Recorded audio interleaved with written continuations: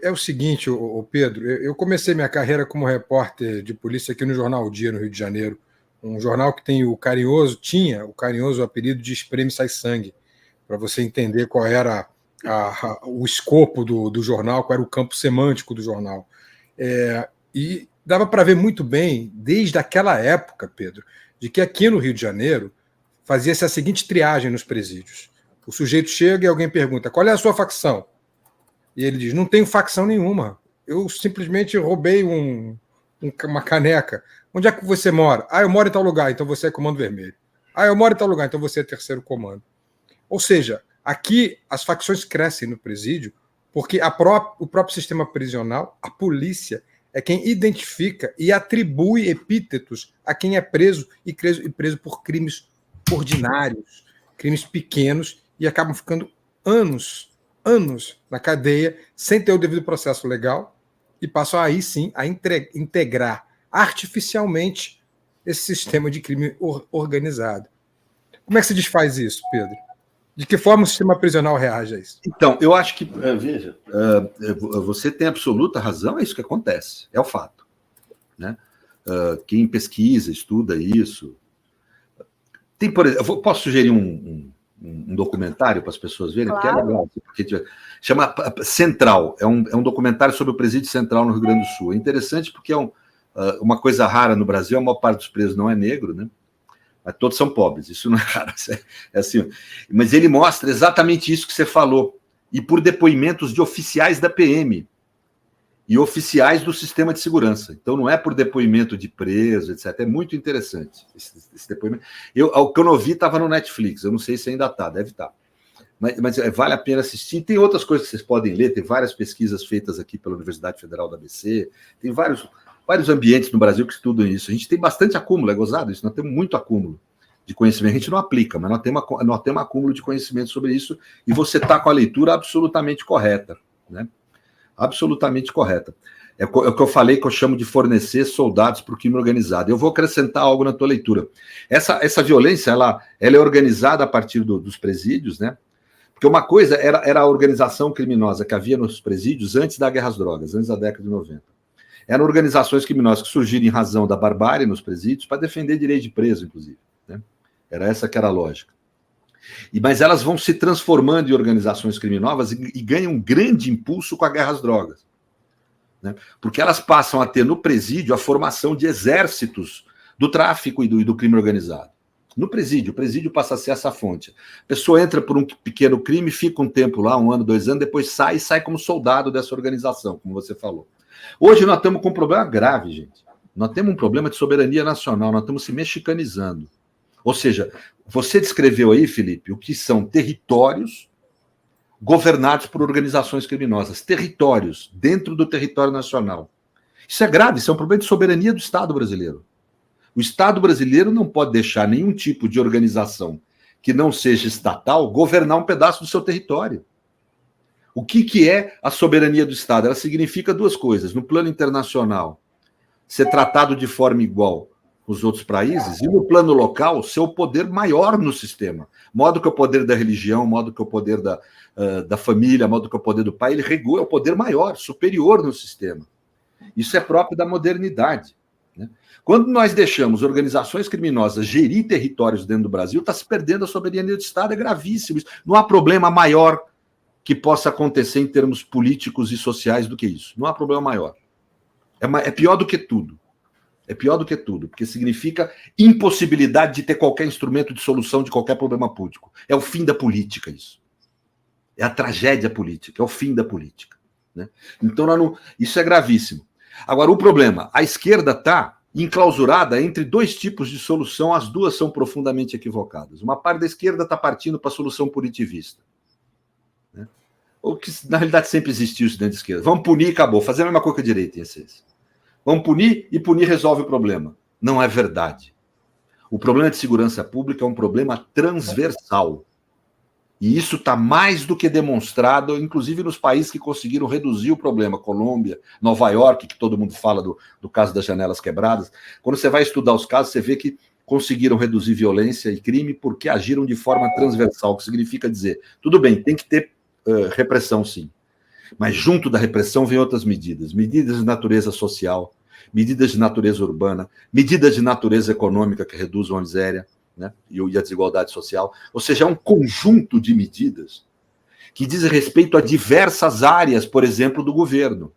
E diversos ambientes que não são governamentais, que estão na gente aqui, na sociedade civil. Né? Portanto, é um problema complexo para ser resolvido. A mera repressão não resolve, a mera repressão só aumenta o problema. E a lógica dos autoritários é o quê? Defender a repressão porque eles sabem que não resolve o problema. No dia que resolveu o problema de segurança pública, para que governo autoritário? Para que um Bolsonaro num país que esteja pacífico? Não precisa. O Bolsonaro vive na política porque existe a violência e existe o crime. Quem combate o crime vive desse combate.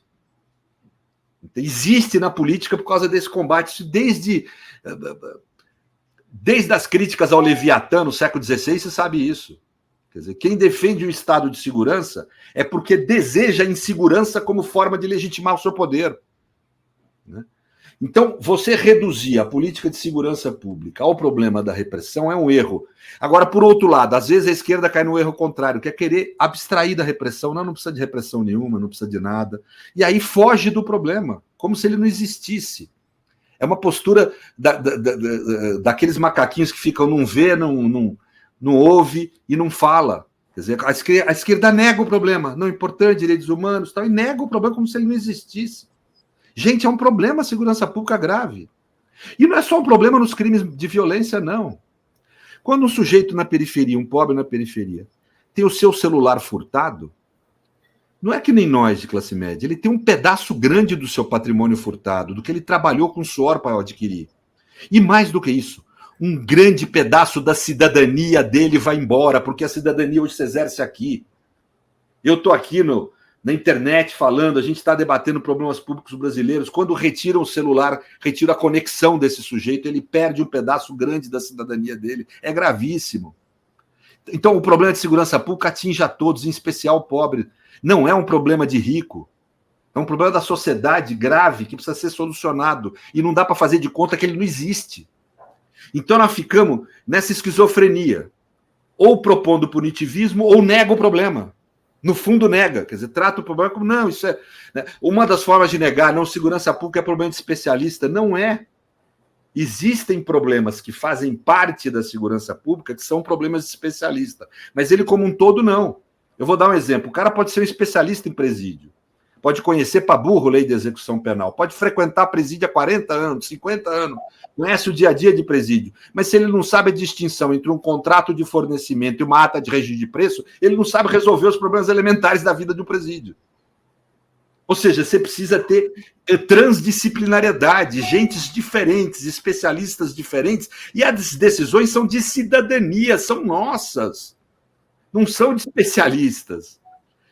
Jogar isso para o especialista é terceirizar uma decisão que é pública, o que é altamente antidemocrático e ineficiente.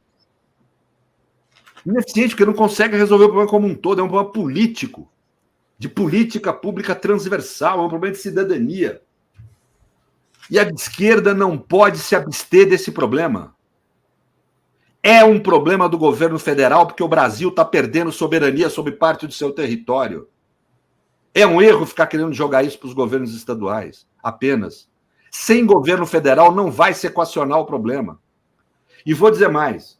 Na minha opinião, junto com o problema econômico, são os dois pontos górdios do governo Lula. Ele vai ganhar ou perder nesse governo se ele resolver ou melhorar esses dois problemas, econômico, social e o de segurança pública. Ele não consegue... nós não vamos conseguir nos reeleger e mantermos a democracia no Brasil se a gente não der um caminho de solução, como deve ser, complexo, transversal para o problema de segurança pública.